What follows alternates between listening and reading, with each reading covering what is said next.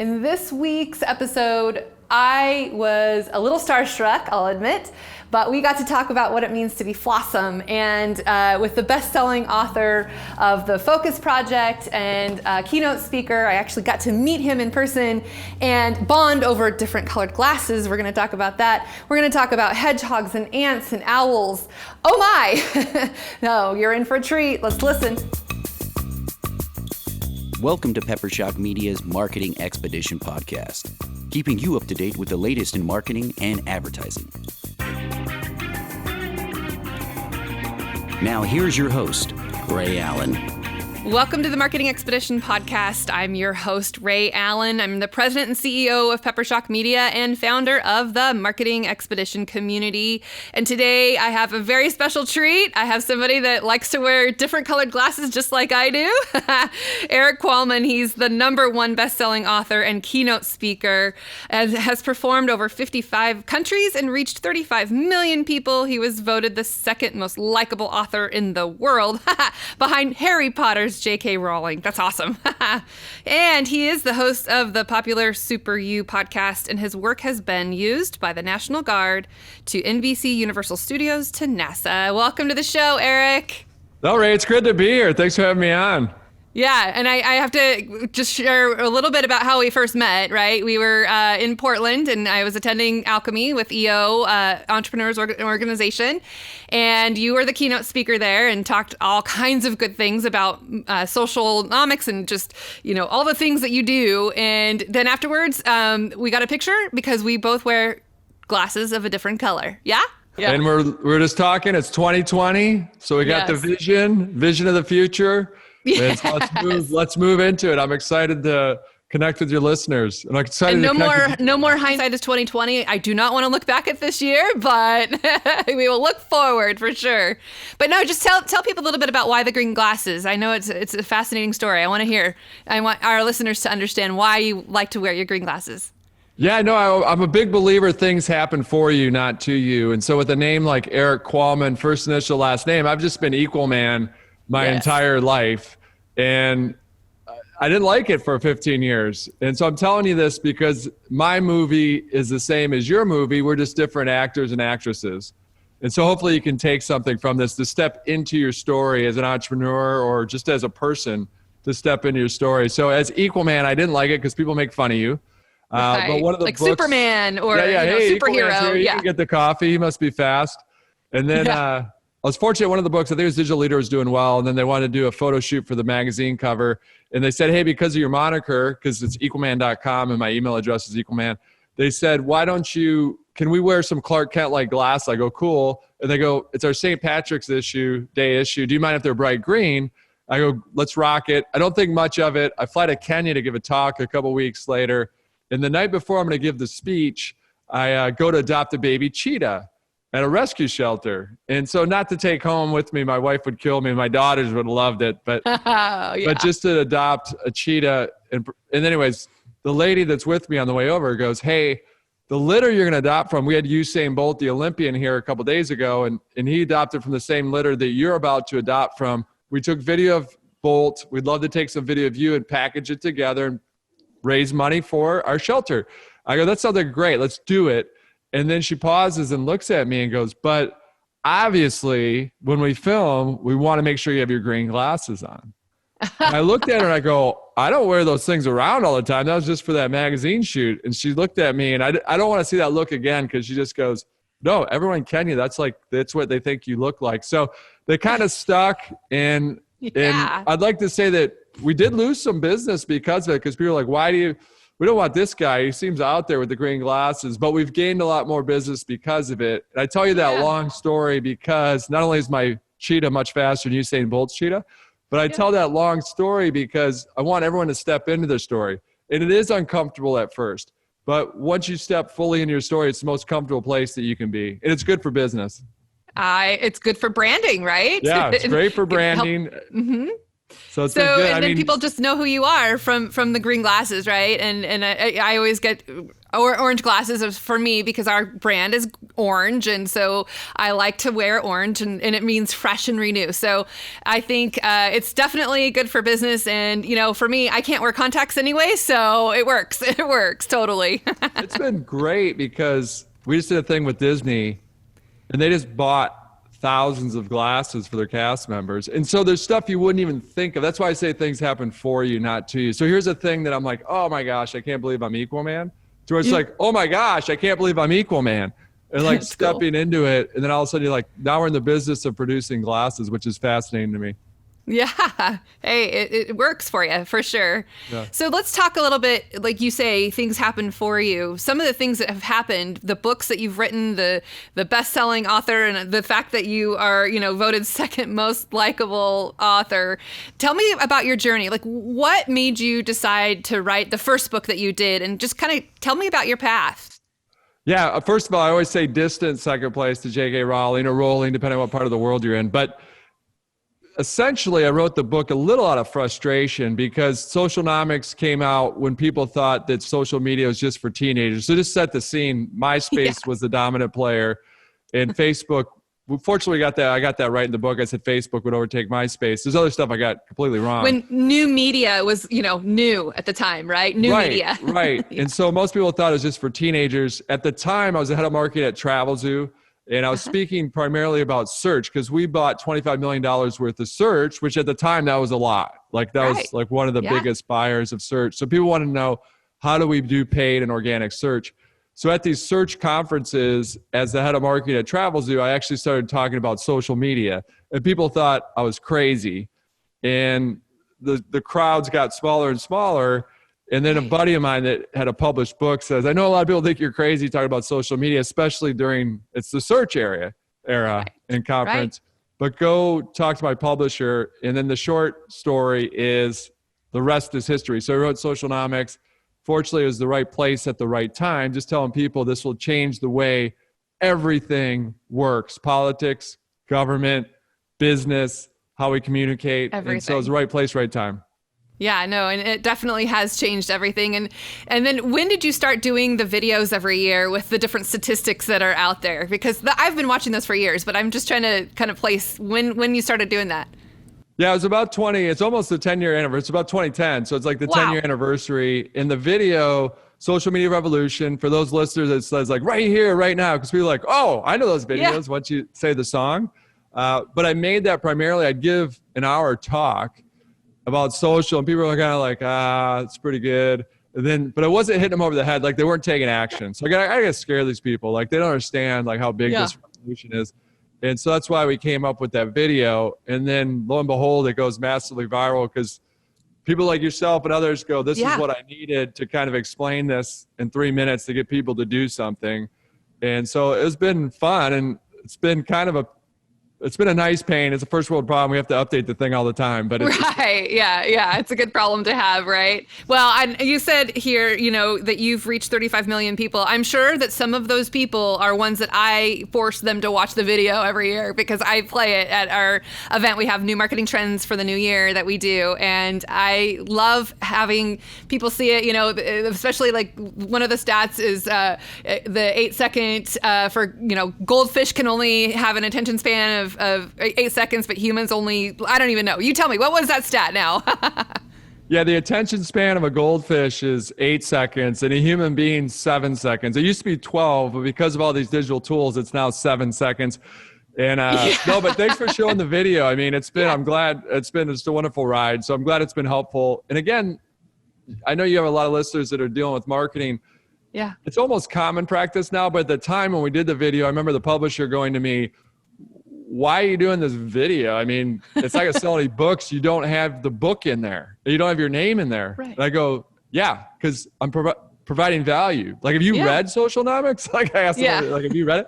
And and so it's a lot of times you give away stuff for free because your question should be not how do I make money or how am I successful? Your question should be how do I help? And when you do that, all those other things happen. Yeah. Well, I'm sure that every time the video plays, I mean, and I've always plugged it at the end and talk about the books that you've written and things that they've done. So I'm sure that at least it could have a side effect or residual effect of being able to get your book sold too by providing value. I think that's great for sure. But speaking of books, so tell me, fast forward, your next project. What's going on now? Yeah, so we just came out with the book, The Focus Project. We actually launched it a couple months earlier because people were reaching out to me saying, hey, I'm physically okay with the pandemic. I don't have coronavirus, but mentally my friend is really struggling. And it'd be helpful if you came out. I know your book's coming out on Focus in a couple months, but can you move it forward, which is unheard of, but we're able to move the book forward to get it out there. It's unheard of because it actually hurts sales. But we said, who cares? Let's provide value. People are struggling mentally. Let's get it in their hands. And so the short answer of the book, it's almost an anti-venom to Socialnomics, because Socialnomics was, hey, this thing's coming, get into it. Right. And then I was like, whoa, all right, you guys are like way too far into your phones. Like you need to take a step back, balance this out. And so the Focus Project is how to focus in this unfocused world. And it's something that I was struggling with. That I realized that school teachers, CEOs, small businesses, everyone was struggling with how do they basically, this commodity time, how do I focus on the important versus the immediate? How do I focus on being big versus being busy? And so I was struggling with it. So I wanted a resource to help me. And I wanted to put myself through the project to test stuff and then marry that industry science with my street science, like me being the guinea pig, because I thought it'd be really helpful, especially for small business owners and a lot of people, but just how do I deal with this? And now the pandemic hits. So now it throws gasoline on, oh my gosh, I got homeschooling. I'm now working virtually. I got to order everything online, including my groceries. Where's my focus? Yeah. And then now it's the battle of the broadband because my kids are doing their live meets with their teachers and, I'm trying to record and do things. And it's so true. And you're right. I mean, now even more, they're on the screens and so am I. Right. And so, I can see that this is definitely a struggle and being able to focus, like you said, on the things that matter and not always just being buried in a screen. Yeah. So how try to prevent people from becoming zombies, not a zombie, but a zombie. And so it's technology. I'm the biggest tech guy there is, but it doesn't replace the face-to-face. It doesn't replace in person. And so it's that combination. It's the marriage of the two. And so that's really the impetus behind the book was written before the pandemic because we were already running with our hair on fire at the end of each day. Like, oh my gosh, I'm on the treadmill again, running 1,000,000 miles an hour. Am I getting anywhere? Right. And then the pandemic hits and it throws gasoline on that. So that's why we moved it forward. Yeah.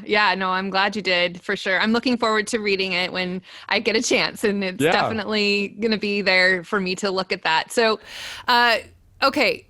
Now that you are doing, most of the time you are keynote speaking or you're traveling or doing those things, how has it changed what you're doing now? I mean, are you able to go and keynote speak anymore? Or are you kind of just doing a lot of the Zoom calls or what's your life right now? Absolutely zero keynoting in person. So the live industry went down. And so for those not familiar with it, essentially at these large conferences, they hire a musician, a comedian, or an industry expert. So I'm an industry expert. So if you think about like, they'll bring in like myself, a Simon Sinek, a Malcolm Gladwell. Sometimes they bring in a musician on top of that. But all live conferences are dead, done, zero across the world.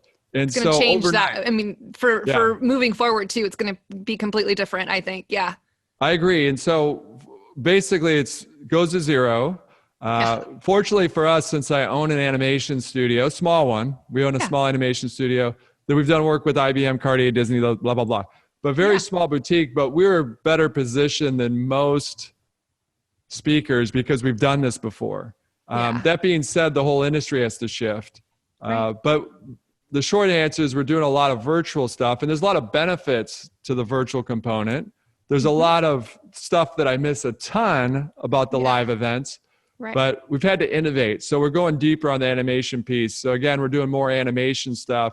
And also, obviously, I'm speaking virtually a lot more, but it's forced us to innovate, which is good because that's what I talk about on stage. I'm kind of able to drink my own champagne that as digital leaders, it's not a question on if we're going to transform, it's how well we're going to do it. And it's constant. It's not a one-time thing. You always have to be transforming.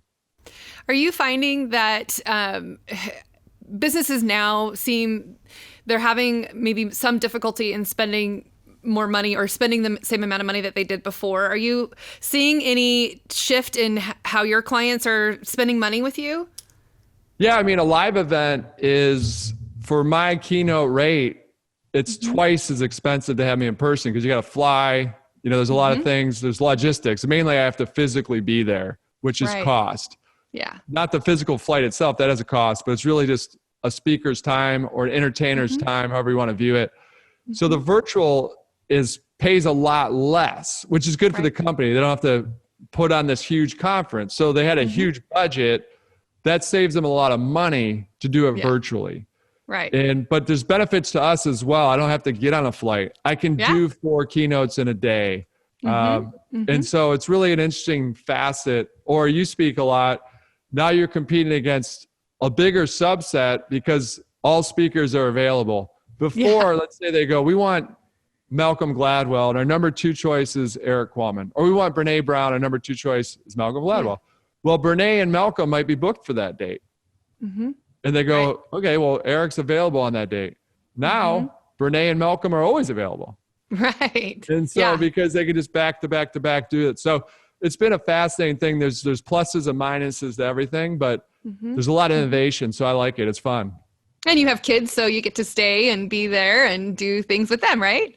Yeah, it's awesome. And they went to school. They were virtually, but now they're back in for a half day. So that's been fun for me to watch and help the school district as well on. So that's been great. That's been a wild ride. Yeah. No, I hopefully my kids will go back soon. I never thought I would hear my kids say, I want to go to school.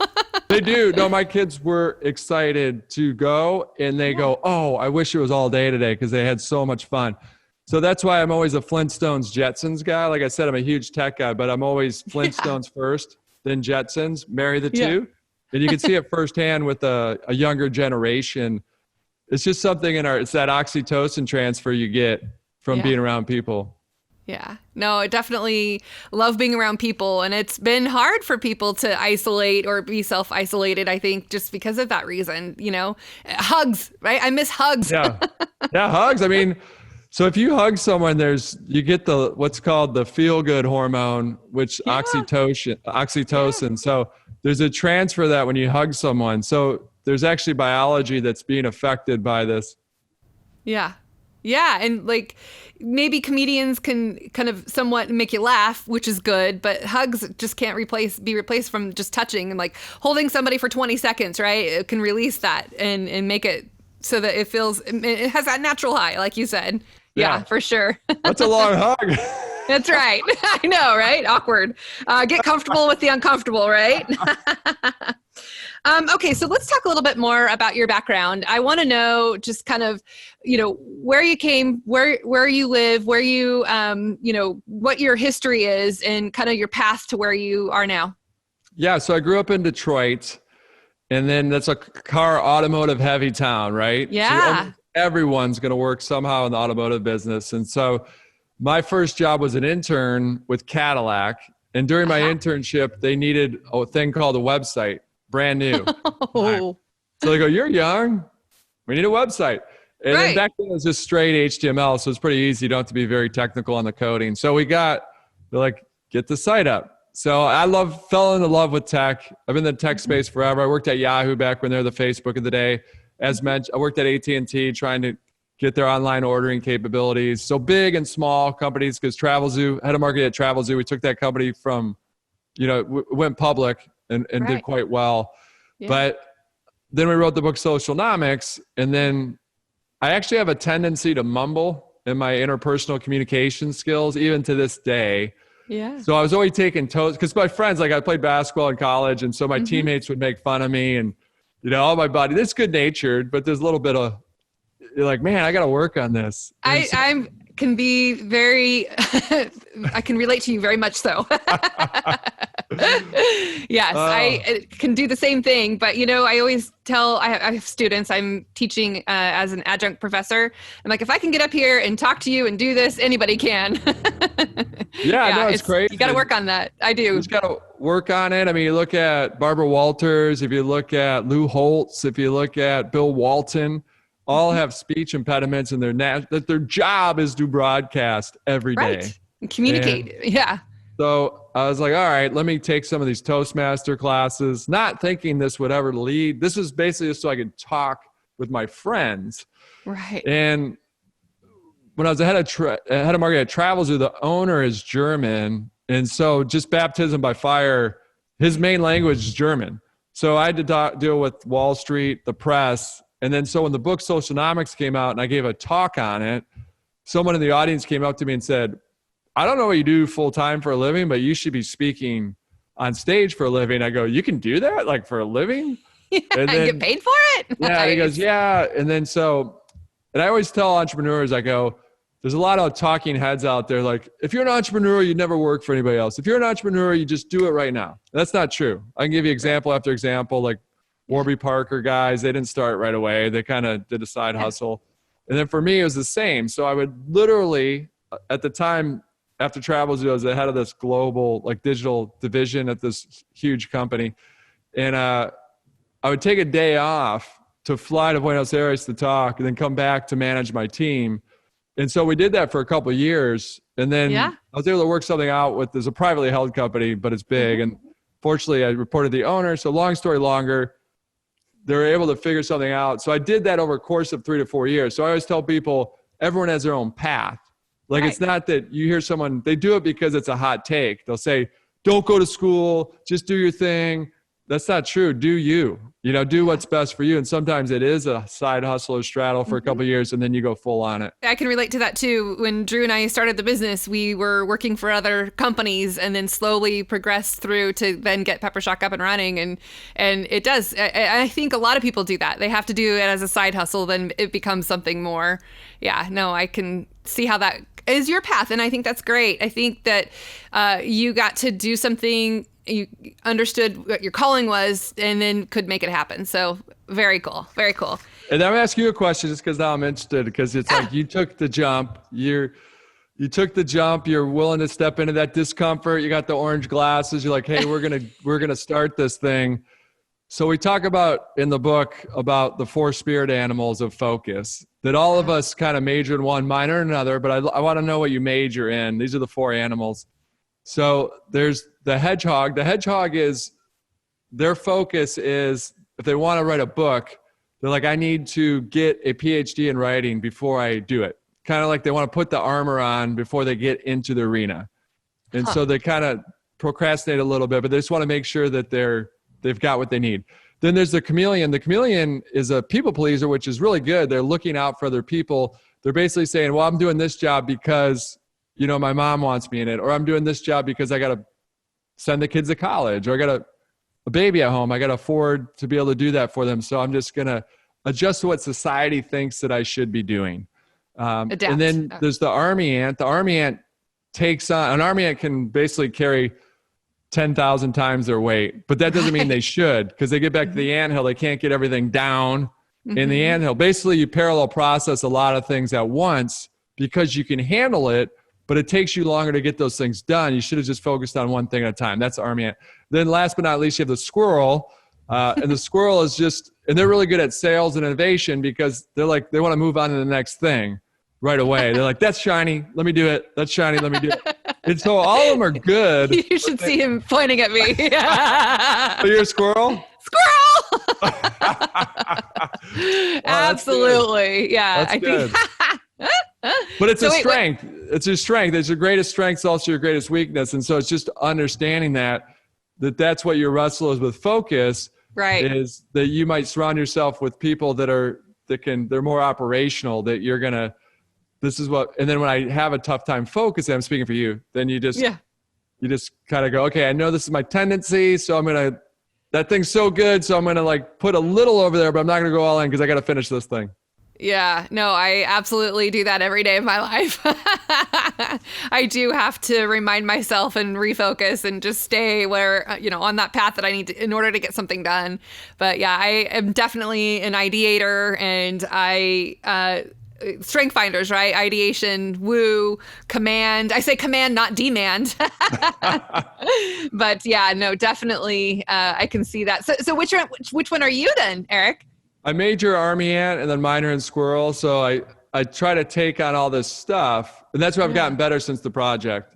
Yeah. Like I would look and I couldn't believe it. Like I have this science fiction book that's written, but I haven't taken it to market. I go, oh my gosh, that thing's 10 years old. Wow. And so you have that processing where you got to just put your brain on one thing and just crush it and just get it through it and then get it out the door rather than let those things linger. Parallel process, take one thing at a time. Got to get it done. I've started writing a book and it's got to get done. I am ready to get this done. Now I just have to focus, right? You said. Yeah, I'm definitely going to look forward to reading your book and reading about, what I can do to unsquirrel myself. Take the squirrel out of me.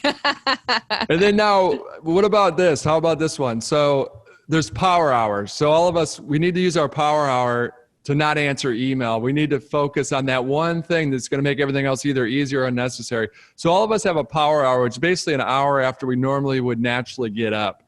So there's 3 types of birds. Like, tell I'm big in the this guy like that. This guy's really into animals. But so you're either a robin, an eagle, or an owl. So if you were to wake up on a Saturday, you have nothing planned, the alarm is not set. What time would you naturally wake up? Oh, probably 9 o'clock in the morning. Okay, I'm a night owl. Okay, so you're an eagle, actually. So if you're 7 to 10, if you naturally wake up between 7 and 10, then you're an eagle. Anything after 10, you're a night owl. Most people are eagles. And so if you naturally woke up at 9, then your power hour is 10 to 11. Does that hold true for you? Like, do you feel like you're in the zone 10 to 11? Yeah, like after I get going and get my coffee and, get some breakfast in me, then I think that could be true. Yeah. Nice. No, that's good. That's your golden hour. So you try to protect that as much as possible so you can crush the most strategic thing you have to crush.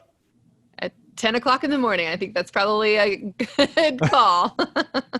We do our daily huddles at 10 a.m. So at least I'm talking with the team, for 15 minutes. So that gets us going and, what we're working on. And now we're going to go to it. So excellent.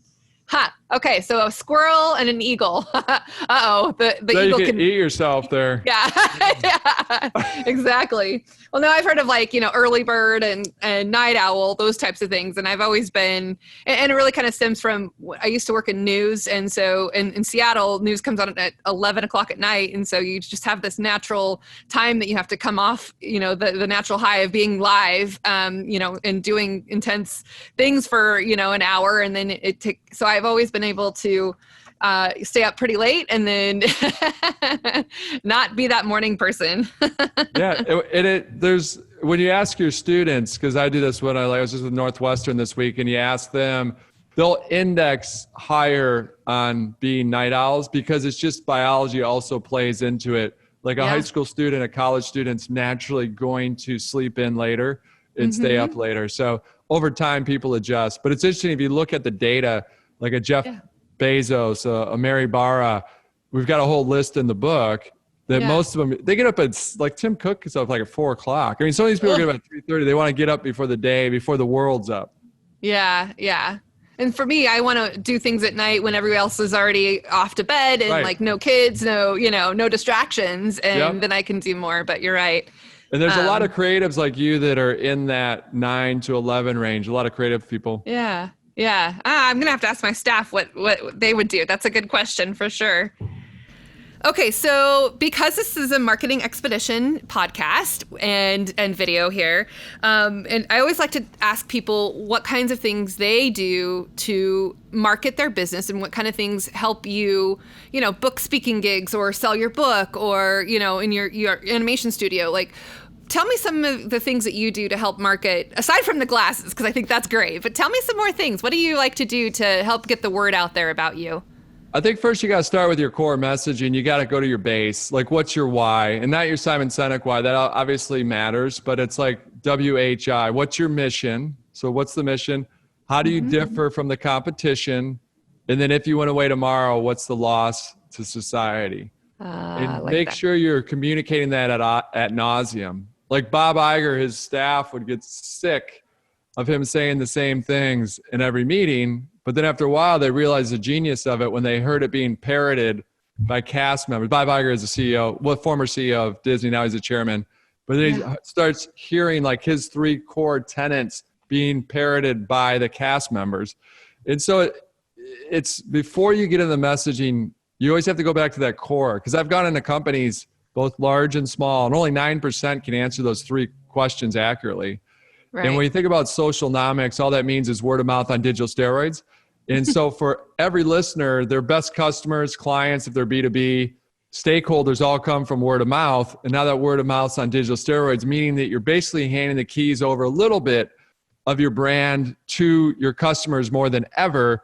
And if you're not on the same page, then your customer has no chance to propagate your message remotely close to how you want that to be propagated. So it's really about always getting back to that core and making it simple. Like, you go to these big companies, they got like 6 things on the wall that I go, how are you going to memorize that? Like, right. Just like simplify it. Like, ours is just like, have fun, help people. And then it's like, okay, then what's your mission? Our mission's to empower 7 billion people. And then how do you differentiate yourself? Well, we're edutainers. We think you have to entertain in order to lead that education. We're different because we have that capability to edutain. And then if you went away tomorrow, what's the loss of society? Well, the person can't lead their best life. They're not empowered to lead their best life. And so it's really about that simplification at the core level. And then once you take that up a step, then when you go out there to market, we always go back to that word of mouth on digital steroids. So that's a lot of that's hand-to-hand combat that doesn't scale. So it's like, then you start off with the unscalable, then you figure out how to scale it. So meaning that you always test something like hand-to-hand to where you're like emailing people till late in the night if you want, or early in the morning, and then figuring out, okay, this works. Now let's scale it. Rather than sitting in a room going, we think this will work, and scale it up and then launch it, just kind of do it manually and then iterate. So that's huge for us, what we do. A lot of hand-to-hand. A lot of iterations can help to where you can discover the right thing to do on an ongoing basis. So you're not just guessing and you're not just thinking, oh, maybe it'll work. And, so I like that you got to test it first and make sure that it is going to work. Okay. Tell me some success stories of people that you've worked with in the past that you've helped. Yeah, no, it's interesting. And I might even help them. It might just be, I'm just chatting with them about something. But sometimes it's really about simplification. So for example, I remember with Levi's, like they had some pants that I'm like, jeans are like impossible to find to fit anybody. So when you find a pair that you like, that's gold. And then you go to reorder those things 3 years later. What would be, then you look into the pants, literally there's a million things inside those pants printed. Everything. There's marketing messaging, there's all these numbers. And you call up or you go on the website. Not one of those numbers helps you. Like a number, like a SKU. I can't figure out what these pants are. They're like, is it a 512? Is it a 513? Is it a 510? I don't know. Like, I just want these pants again. And so just working with them, it's like, why wouldn't you just have, here's how you reorder inside the pants instead of all this other garbage that you have in here? So a lot of it is like simplification like that. Similar instance, work with Godiva chocolates. This is before the pandemic. Now that the pandemic's hit, it hyper accelerated everything 5 years. And so now people are eating a lot more chocolate, right? Yeah, it's through the roof, right? Yeah. That's good. But like Hershey's understands this, and then work with Godiva, it was like, you don't have a relationship with your customer. And Hershey's has done a really good job of getting that relationship with their customer. Because before, just sell through the retailer, so they didn't know necessarily who was buying it. And so Hershey's has done a really good job of transformation, meaning that if there's a wrapper, they might look at that wrapper and say, there's nothing on the inside of this wrapper. Like, we need to get this so that it's easy for them to reorder, that they're just going to have it like software as a service, a subscription-based company. Subscription to chocolate. Yeah, Yes, no, it's a subscription to chocolate or anything. It's just interesting. Yeah. All this stuff's moved forward 5 years. So what's beneficial is that to look at all other industries, because all of them, everyone wants to think they're a special industry. Right. And there's about 10% that's special. There might be some rules and regulations that you need to be aware of. But to be honest, almost all industries look the same once you get like at a high level. Mm-hmm. People don't want to hear that. But if you look at it enough over time, then the benefit of that is you can see the fastest moving industries digitally, which is travel, it's entertainment, it's automotive. You know that's coming down to your industry, and you can see what works and doesn't work in those specific industries. And And a lot of it's momentum. Well, I'll get into that in a second, but those are some keys to look for that's really helped the companies that we've engaged with to just, one, you always go back to the core, because social media will especially expose if you don't have your main messaging down. Like, what do you stand for as a company? In a lot of startups too, I'll come in, I go, are you B2B or B2C? Yep. I go, one, I'm not investing in you because you don't know what you are. And B, that's going to be very expensive. So as a startup, you eventually might morph into an Amazon that does everything. But when you start, you've got to identify specifically what's your market and crush it. So like Hearsay Social, Clara, she's awesome. She starts her company 10 years ago, almost to this day. If you look at, they identified specific market, insurance, because there's a lot of rules and regulation. And so they just hyper-focused on that, knowing their platform could be applied across many segments. She was able to do that. And so that's a good example also out there to just stay in your lane, right? And then grow from there. What do you see yourself doing after pandemic, after all of this is going down? I mean, assuming that, we'll get through this, right? Tell me, what do you see in the next 2 to 5 years for you? 2 to 5 years, we have a roadmap. So it's some of the stuff we'll get, some of it we won't get to. So, and we're all into edutainment. So it all kind of works together. And so the big laughable goal is to have like a Disney type impact. So if that's an amusement park, cool. If you walk your way back, that might start off with a miniature golf, like a STEM miniature golf. So kids can learn STEM while they're doing miniature golf. If you take that a step back, then you're looking at that book that I talked about, more of a science fiction Harry Potter type book. Yeah. Then we walk it back even further. We've got on the roadmap, hey, let's get out there with a board game.